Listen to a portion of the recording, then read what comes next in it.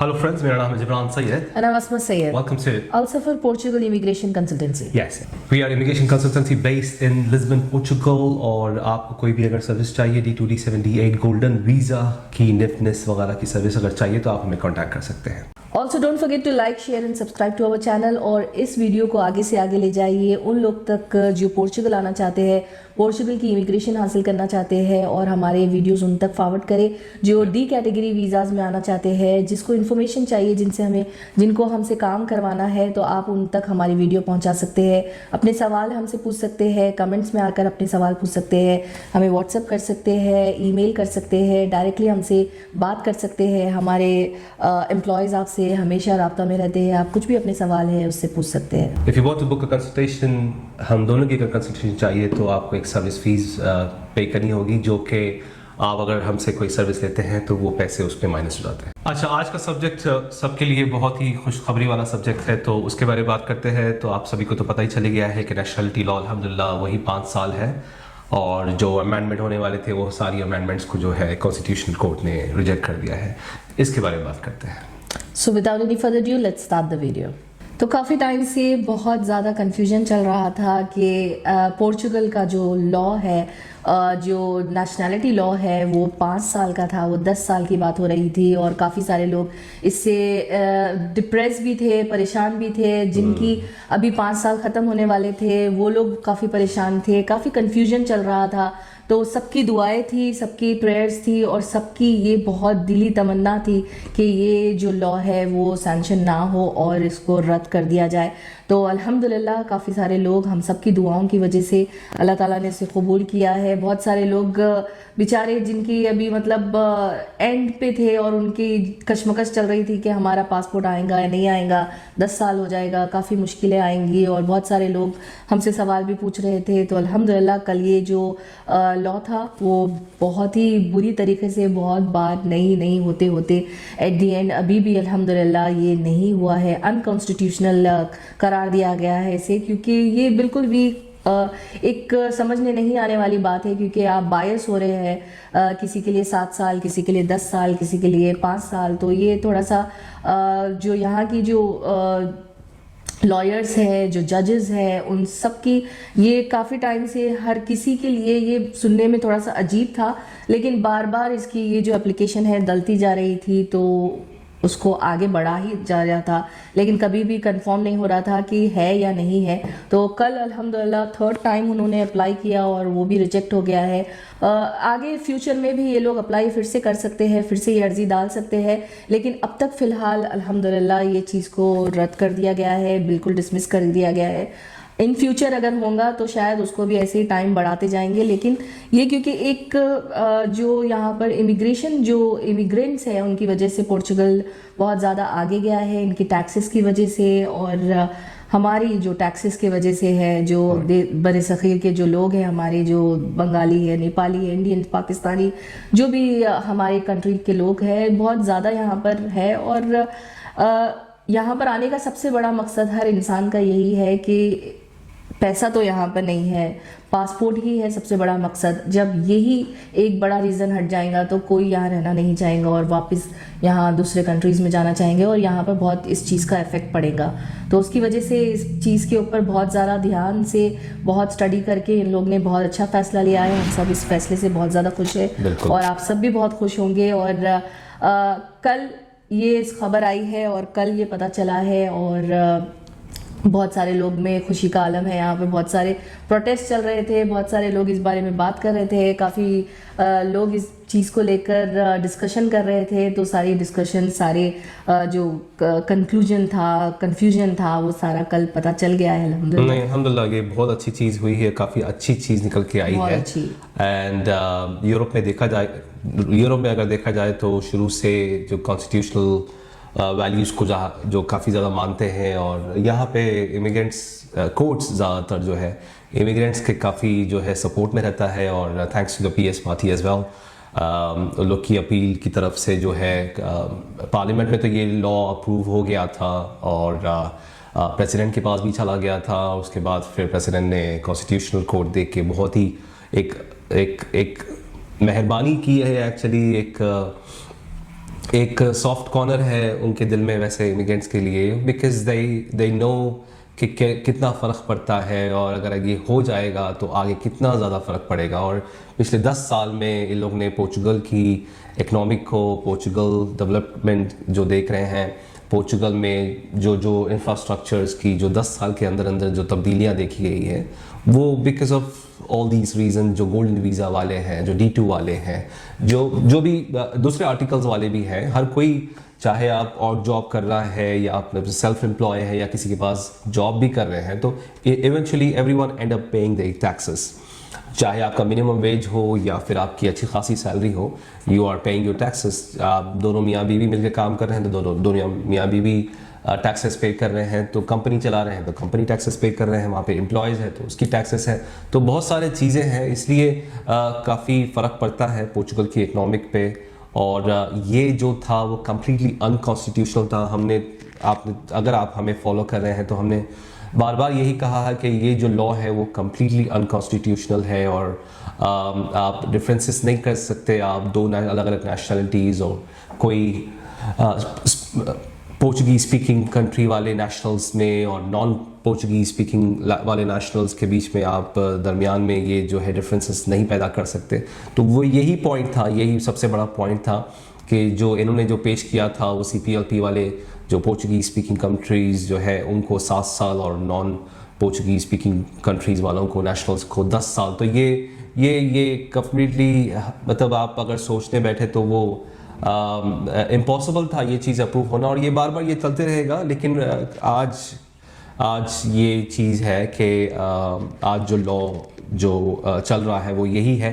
5 साल का जो चल रहा था, यही रीज़न से काफ़ी सारे लोग पोर्चुगल आ रहे थे, क्योंकि यहाँ पे कॉस्ट ऑफ लिविंग बहुत कम है, बच्चों के लिए स्कूल वगैरह अच्छे हैं, चाहे पब्लिक हो प्राइवेट हो, ट्रांसपोर्टेशन बच्चों के लिए फ्री है, आपकी मेडिकल वगैरह यहाँ पे फ्री है, सबके लिए फ्री है वो। तो बहुत सारे बेनिफिट्स हैं। और जो कम कमाने वाले ब्रैकेट में जो लोग आते हैं उनको तो सोशल कंट्रीब्यूशन भी वगैरह मिलते हैं यहाँ पे सोशल सिक्योरिटी की तरफ से फैमिली मेम्बर्स को, हर बच्चों को जो है पैसे भी मिलते हैं। तो वो मतलब काफ़ी सारी चीज़ें हैं, काफ़ी बेनिफिट्स हैं। वेदर अच्छा है, ज़्यादा ठंडा नहीं है, ज़्यादा गर्म नहीं है, सेफ़ है माशाल्लाह, अभी तक भी सेफ़ है। और हम इंडियन, पाकिस्तानी, नेपाली, बंगाली या अरब्स भी अगर हैं तो उनके लिए भी बहुत ज़्यादा अच्छा है। तो वही रीज़न से लोग आ रहे थे यहाँ पे, और उनका पेपर वर्क जल्दी हो रहा था। दूसरी कंट्रीज़ की अगर कंपेयर करेंगे, अगर उन लोग के बीच में अगर पोर्चुगल कंपेयर करेंगे तो ये पेपर वर्क उनसे काफ़ी ज़्यादा आज भी आसान है। तो वो एक अच्छी खबर माशाल्लाह आप लोग सब के लिए, सबको मुबारकबाद। तो पहले तो जो हैं यहाँ पे उनके लिए उनको मुबारकबाद, एंड ऑल्सो नसीहत फिर वो लोगों के लिए जो कि सोच रहे हैं पोर्चुगल, तो अभी प्रोसेस शुरू कर दीजिए। अभी अपना D2, D7, D8 जो भी वीज़े पे, जो भी इमिग्रेशन का जो प्रोसेस है, डिफरेंट पाथ्स, एक्चुअली जो भी पाथ आपने सेलेक्ट किया है वो पाथ को आप जल्द से जल्द शुरू कर लीजिए। और ये रेस में, यही 5 साल वाली रेस में लग जाइए। अभी तो कम्प्लीटली उसको रिजेक्ट कर दिया गया है, कम्प्लीटली जो पॉइंट्स थे वो रिजेक्ट कर गया है। वो अच्छी चीज़ ये है। और भी एक ये है कि जो बेबी बॉर्न वाला जो लॉ का जो प्रपोजल था उसको भी रिजेक्ट कर दिया गया है। पेरेंट्स यहाँ पे अगर रहते हैं 1 साल से, अगर पेरेंट्स यहाँ पे हैं और यहाँ पे कंसीव हुआ है, यहाँ पे प्रेगनेंसी अगर आपकी हुई है, तो आपके बच्चे को डायरेक्ट नेशनलिटी और पासपोर्ट मिलने वाला है। ये अभी तक भी वो वाला जो पहले वाला जो लॉ चल रहा था वही लॉ चल रहा है। और इसमें प्रपोजल्स वगैरह तो बहुत ही अनफेयर प्रपोजल्स थे कि 2 साल के बाद आप रीयूनिफिकेशन कर सकते थे, या फिर 2 साल के बाद फिर अगर बच्चे यहाँ पे 2 साल से हैं तो पासपोर्ट मिलेगा। ये बहुत सारे चीज़ें थे जो कि काफ़ी अनफेयर थे और उसको कॉन्स्टिट्यूशनल नहीं माना जाता था। कम्प्लीटली अनकॉन्स्टिट्यूशनल बात थी वो। तो मुबारक हो, आप सबको मुबारक हो जो नए लोग हैं और जो यहाँ पे हैं।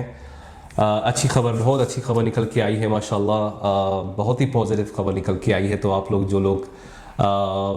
जो पाइपलाइन में थे और जो यहाँ पे है, उन सभी के लिए बहुत अच्छी खबर है। और दूसरी चीज़ ये है कि अभी तक भी वही A1 A2 की सर्टिफिकेट वैलिड है। पहले A1 A2 का जो बेसिक, एक बहुत ही बेसिक आपको खुद ही करवाते हैं, मतलब फ्री में यहाँ पे आपको अलग अलग इंस्टीट्यूट्स और अलग अलग कॉलेज और स्कूल वगैरह में आपको फ्री में लोग पोर्चुगीज़ लैंग्वेज कराते हैं। तो A1 A2 कहते हैं उसको, अभी भी वही है। तो प्रपोजल के हिसाब से ये था कि कल्चरल और हिस्ट्री एग्ज़ाम्स वगैरह वो बहुत ही ज़्यादा डिफ़िकल्ट होने वाला था, काफ़ी टफ होने वाला था वो। अल्हम्दुलिल्लाह वो चीज़ को भी रिजेक्ट कर दिया गया है। वो उन्होंने ज़रूरी नहीं समझा कि आपको लैंग्वेज आती है, आप यहाँ रह रहे हैं, that's it, that's more than enough. तो वो भी एक बात है। और एक पॉइंट उसमें ये था कि आप अगर यहाँ पे आपकी कोई क्रिमिनल एक्टिविटी है, अगर 2 साल से आप यहाँ पे हैं और आपकी कोई केस वगैरह है, तो उस पर भी आपको नेशनलिटी नहीं मिलेगी। जिसको नेशनलिटी मिल गई है उनके भी कोई केस चल रहे हैं तो वो नेशनलिटी निकालने की बातें वगैरह। तो ये सारी चीज़ें जो है कोर्ट ने देखें, यहाँ के जो लोग, जो बॉर्न लोग हैं, वो भी कोई ना कोई क्राइम में हैं। अगर वैसे तो बहुत कम है यहाँ पे, तो माशाल्लाह अगर है यहाँ पे कोई ना कोई क्राइम है तो उनकी नेशनलिटी भी निकाल देंगे, ऐसा नहीं है। तो वो डिफरेंसेस नहीं पैदा कर सकते, ये डिफ्रेंशिएट नहीं कर सकते कि आप यहाँ पे पैदा हुए थे, नहीं हुए थे, तो आपके लिए लॉ अलग है और नए आने वाले लोगों के लिए लॉ है। तो अभी ये लोग का यही है कि फिर हम आगे बढ़ रहे हैं, तो ये सारी फिर से वो पुरानी वाली बातें हो गई हैं, पुरानी बातें कर रहे हैं ना, कि ये पुरानी जहनियत वाली बातें हैं। जो पार्टी है जिसने ये प्रपोजल दिया था, तो ये रेसिस्ट वाले कमेंट्स हैं, तो पुराने वही वाले बातों पे आ गए हैं कि फिर आप ऊपर है और ये नीचे हैं, और वैसी वाली जो सोच है वो उस चीज़ को कम्प्लीटली कोर्ट ने खारिज कर दिया है, ख़त्म कर दिया है। बिल्कुल। और आगे वाली पार्टी ने अपने जो डिमांड्स थे, जो न्यू लॉ लाने की जो बातें थे, बहुत अच्छा हुआ कि उनकी तरफ से ही बहुत सारी गलतियां हो गए। ये बांग्लादेश नहीं है, ये आप अपनी कंट्री जाइए, ये करिए, वो करिए। तो इसकी वजह से काफ़ी पब्लिक में हेट्रेट आ गया था उनको लेकर, ये पब्लिक के दिमाग में आ गया था, यहाँ के जो नेशनल्स हैं उनके भी दिमाग में आ गया था कि ये एक अच्छी खासी जो दोस्ती है, ये अच्छी खासा जो माहौल है उसको ख़राब करने की कोशिश की जा रही है, और यहाँ पर ये ज़्यादा नहीं चलता है, ये लोग नहीं पसंद करते ऐसा, और उनके दिमाग में ये फीड किया जा रहा था। लेकिन अब खुल के जब सामने ये बयान आ रहा है कि दिस इज़ नॉट बांग्लादेश, ये नहीं है, वो नहीं है, आप अपनी कंट्री जाइए, तो इनके दिमाग में भी आ गया है कि ये सारी चीज़ें सिर्फ एक पब्लिसिटी स्टंट है, नया कुछ लाने के लिए, नया कुछ पॉलिटिक एजेंडा है। तो इसलिए ये सारी चीज़ें, सारी जो इनके जो बयान है, वो सारी चीज़ें, इनका जो मार्केटिंग है, उनका खुद का नुकसान हो गया। और कॉन्स्टिट्यूशन कोर्ट ने ये सारी चीज़ें स्टडी की है, होंगी, ज़रूर की होंगी कि ऐसे हो रहा है, और यहाँ पर पब्लिक को भी नहीं पसंद आ रहा है, यहाँ के नेशनल्स को भी नहीं पसंद आ रहा है। तो इस वजह से ये चीज़ होते अभी तक टाइम बढ़ाया जा रहा था, लेकिन कल इसको अप्रूव कर दिया गया है, और यानी रिजेक्ट कर दिया गया है कि इस पे ये अप्रूव हो गया है। और अल्हम्दुलिल्लाह 5 साल के लिए ही आपकी पासपोर्ट की रेस है। तो अल्हम्दुलिल्लाह जल्द से जल्द इंशाल्लाह। अब हमेशा से हमारा एक होता है कि हम एक गुमान लगाते हैं कि ऐसे नहीं होगा या ऐसे होगा, क्योंकि हम सारी टीम एक स्टडी करते हैं मार्केट। तो काफ़ी टाइम से बहुत सारे काम रुका हुआ था, बहुत सारा यहाँ पर पेपर वर्क से लेकर हर चीज़ कि, क्योंकि एक चीज़ के ऊपर जब ये लोग फोकस करते हैं तो पीछे की सारी चीज़ें पेंडिंग हो जाती है। तो जब ये सारी चीज़ें क्लियर हो गई है तो हो सकता है अल्हम्दुलिल्लाह। नहीं, यही उम्मीद है वैसे। तो आमिना ने भी यही कहा कि काफ़ी सारे एम्प्लॉयज़ को भी वो लोग 40-50 एम्प्लॉयज़ को और एड अप कर रहे हैं, और जो हायर करने वाले हैं, और यहाँ का जो पेपर वर्क है, जो इमिग्रेशन का जो पेपर वर्क है, उसको स्पीड अप करने वाले हैं। काफ़ी ज़्यादा एक्चुअली पॉजिटिव फीडबैक्स और काफ़ी ज़्यादा अच्छी खबरें निकल के आ रही हैं सभी के लिए, जो कि पोर्चुगल की इमिग्रेशन देखना चाह रहे थे, पोर्चुगल की इमिग्रेशन लेना चाह रहे थे, उन सभी के लिए। तो अच्छी चीज़ ये है, फिर से आप सभी को मुबारक हो, और जल्द से जल्द अपना प्रोसेस शुरू करें, और इसे लाइक करें, शेयर करें, सब्सक्राइब करें। हम अपने चैनल पे ज़्यादातर ऑथेंटिक और सीधी बात करने की आदत है, और वो सर्विस भी प्रोवाइड करते हैं। तो हम सारे detail end to end service हम प्रोवाइड करते हैं, तो आपको कुछ नहीं करना होता है। तो अगर आपको हमसे सर्विस कुछ लेना है तो आप हमें कांटेक्ट कर सकते हैं, ईमेल कर सकते हैं, व्हाट्सएप कर सकते हैं। सवालात आप पूरे स्टाफ से आप बाय ईमेल, बाय व्हाट्सएप कर सकते हैं। पर्सनली अगर हमसे आपको बात करना है तो एक कंसल्टेशन फ़ीस आपको बुक करके हमसे बात कर सकते हैं। उम्मीद कि आज की वीडियो और आपको आज की बातें पसंद आई हैं, तो इसे लाइक करें, शेयर करें, सब्सक्राइब करें। मेरा नाम है Jibran Syed. And I must say, please be upon you all.